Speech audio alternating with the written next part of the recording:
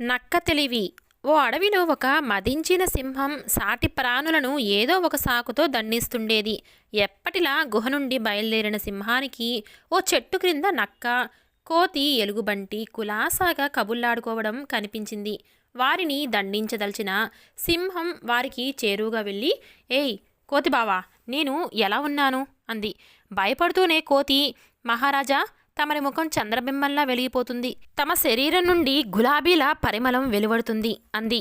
ఈగలు ముసిరిన నా ముఖం చంద్రబింబంలా ఉందా? జోరీగలు పట్టిన నా శరీరం నుండి గులాబీల పరిమళం వస్తుందా అని కోతిని ఓ తన్ను తన్ని, ఎలుగుబంటి అల్లుడు, నువ్వైనా సరిగ్గా చెప్పు నా గురించి అంది సింహం. చిత్తం, తమరి ముఖం ఈగలు ముసిరి అసహ్యంగా ఉంది. మీ శరీరం నుండి వచ్చే దుర్గంధం వాంతి వచ్చేలా ఉంది అంది ఎలుగుబంటి. ఏంటి, ఈ అడవికి రాజును నేను, నన్నే అవమానిస్తావా అని ఎలుగుబంటిని రెండు తగిలించి, నక్క మామగారు, మరి నా గురించి మీరు ఏం చెప్పబోతున్నారు అంది సింహం. ప్రభువులు ఈ దీనుడిని దయతో మన్నించాలి.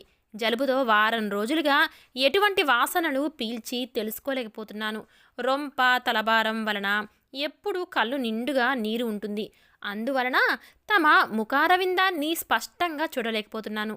జలుబు తగ్గిన తర్వాత తమరి దర్శనం చేసుకుంటాను. ఇప్పటికీ సెలవిప్పించండి అంటూ అడవిలోకి జారుకుంది. నక్క తెలివికి నవ్వుకుంటూ అడవిలోనికి వెళ్ళిపోయింది సింహం.